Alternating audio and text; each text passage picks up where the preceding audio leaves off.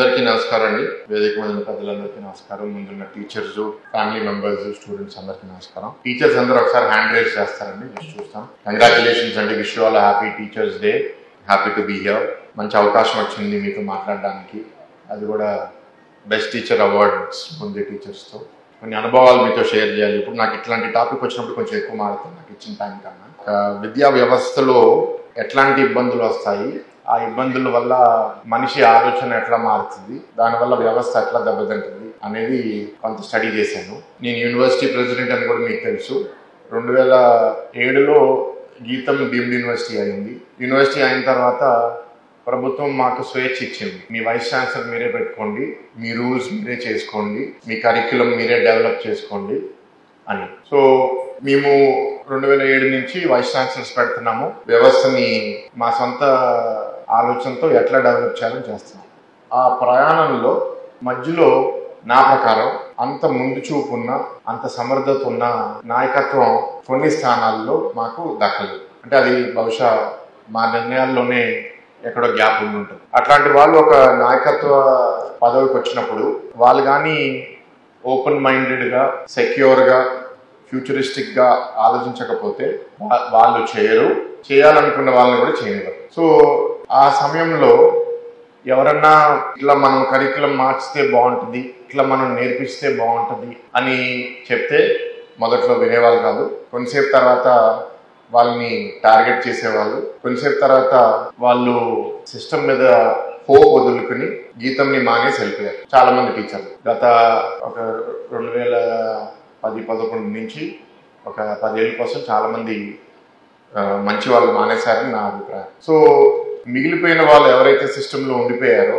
వాళ్ళకి వ్యవస్థ మీద నమ్మకం తగ్గిపోయింది. వాళ్ళు ఉండిపోవడానికి కారణం ఏంటి అంటే కుటుంబంతో ఏదో ఒక ఎమోషనల్ అటాచ్మెంట్, దానివల్ల కంటిన్యూ అవ్వాలి అని.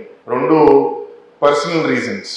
విశాఖపట్నంలో నా ఫ్యామిలీ మెంబర్స్ ఉన్నారు కాబట్టి విశాఖపట్నంలో దీనికన్నా బెటర్ ఇన్స్టిట్యూషన్ మాకు కనపడట్లేదనే ఆలోచనతో కొందరు ఉండిపోవచ్చు. కొందరికి ఇంకెక్కడ ఉద్యోగం దొరక్క మా దగ్గర ఉండిపోవచ్చు. అలా ఉండిపోయారు. కానీ వాళ్ళకి నమ్మకం తగ్గిపోయింది. నిర్ణయం తీసుకుంటే ఏమవుతుంది, మాట్లాడితే ఏమవుతుంది అనే ఒక ఆలోచనకు వచ్చేసి నేను తలదించుకుని నా పని నేను చేసుకుంటాను, వ్యవస్థకి ఏమైతే నాకేంటి అనే ఒక మైండ్ సెట్కి వచ్చేసారు ఎక్కువ మంది. అండ్ మీరందరూ టీవీ సీరియల్స్ చూస్తారా చూడరా? హిందీలో ఒక పాపులర్ టీవీ షో ఉంటుంది, క్యూంకి సాస్ భీ కభీ బహూతి అని. విన్నారా? హిందీ చూసే వాళ్ళకి తెలుస్తుంది. క్యూంకి సాస్ భీ కభీ బహూతి అంటే సాస్ అంటే అత్తగారు, బహు అంటే కోడలు. పెళ్ళైన కొత్తలో కోడలు అత్తగారిని తిట్టుకుంటూ ఉంటుంది, ఇది చేస్తుంది, అది చేస్తుంది, సరిగ్గా ఆలోచించట్లేదు, ఇట్లా మాడుతుంది, అట్లా మాడుతుంది అని. కానీ అదే కోడలు ఏదో రోజు మళ్ళీ అత్త అవుతుంది, మళ్ళీ అత్త చేసిన పనులే మళ్ళీ పనిచేస్తుంది. మన వ్యవస్థ కూడా అట్లా తయారైంది. ఏంటంటే మనం జూనియర్స్ గా ఉన్నప్పుడు మన సీనియర్స్ లేకపోతే రాజకీయ వ్యవస్థ లేకపోతే గవర్నమెంట్ ఆఫీసర్స్ మిమ్మల్ని ఏ విధంగానో ఇబ్బంది పెడితే మీరు దాన్ని సహించి ఎప్పుడైతే మీకు ఒక నిర్ణయం తీసుకునే పవర్ వస్తుందో ఆ వ్యవస్థని మార్చే బదులు మీరు కూడా అదే కంటిన్యూ చేస్తారు. అలవాటు అయిపోయింది మీకు. మీరేమనుకుంటారు, ఇప్పుడు నాకు పదవి వచ్చేసింది, స్థాయి వచ్చేసింది, ఇప్పుడు నేనెందుకు మార్చాలి, నేను కూడా అనుభవిస్తాను, నేను కూడా ఆర్డర్లు ఇస్తాను, నేను కూడా వ్యవస్థని మార్చడానికి ప్రయత్నించినాను ఎక్కువ మంది అట్లా ఆలోచిస్తారు. ఇంకోటి ఏంటంటే పొలిటికల్ ఇంటర్ఫియరెన్స్. దానివల్ల ఎట్లా అయిపోయిందంటే మొదట్లో కొందరు రాజకీయ నాయకులు ఇంకెవరో వాళ్ళ స్వార్థ ప్రయోజనాల కోసం కొంత స్టార్ట్ చేస్తారు. ఏదో ఇంటర్ఫియరెన్స్ అంటే ట్రాన్స్ఫర్ల కోసమో, ఇంకా అపాయింట్మెంట్ల కోసమో, ఇంకా దీనికోసమో. కొన్ని రోజుల తర్వాత అందరికీ అది అలవాటు అయిపోయి సాధారణంగా వాళ్ళ సొంత పని మెరిట్ మీద చేయాలన్నా సరే అలవాటు పోతుంది. ఇప్పుడు పని చేయాలన్నా సరే, ఏం జరగాలన్నా సరే ఇప్పుడు రాజకీయ వ్యవస్థ మీదే లేకపోతే గవర్నమెంట్ వ్యవస్థ మీద ఆధారపడితేనే నాకు పని జరుగుతుంది అనే ఒక పొజిషన్కి చాలా మంది వచ్చేస్తున్నారు. చాలా దురదృష్టం.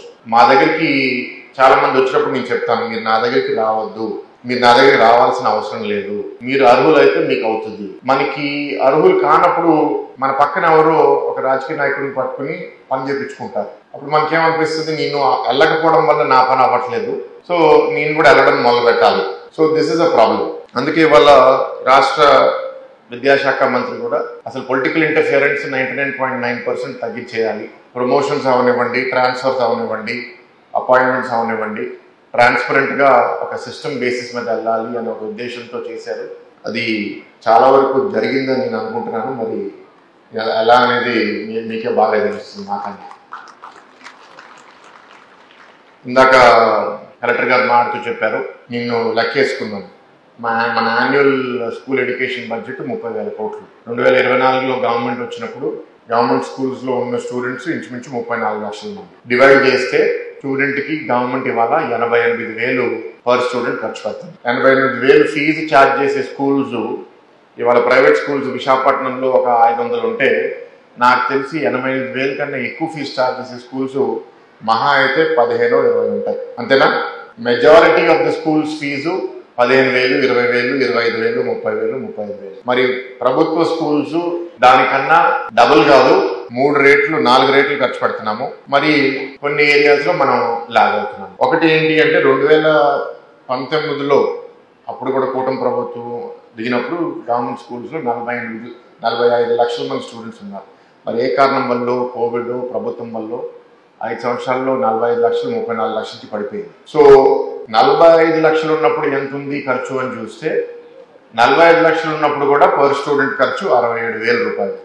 అప్పుడు కూడా డబుల్ ఉన్నాం మనం. సో మనం చాలా ఇంట్రోస్పెక్ట్ చేయాలి ఎట్లా ఉంది అనేది. ఇంకోటి, ఇక్కడ ఉన్న టీచర్స్, ఇక్కడ జిల్లాలో ఉన్న ఇంచుమించు 3,500 టీచర్లు, 3,600 టీచర్లు, వాళ్ళల్లో బెస్ట్ 90 టీచర్లని ఇక్కడికి ఆహ్వానించడం జరిగింది బెస్ట్ టీచర్ అవార్డ్స్ కోసం. సో బట్ మీకు మీ సిస్టమ్స్ మీకు తెలుసు, మీరు మీ స్టూడెంట్స్ మీద ఫోకస్ చేస్తున్నారు కాబట్టి మీరు బెస్ట్ టీచర్ అవార్డ్స్ గ్రహీతలు అవుతున్నారు.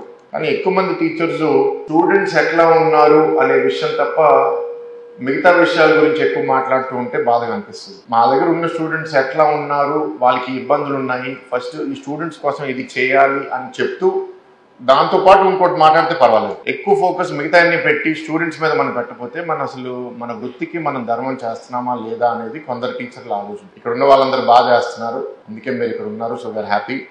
బట్ మిమ్మల్ని చూసి మీ సాటి టీచర్లు కూడా ఇంకా ఇన్స్పైర్ అవ్వాలి.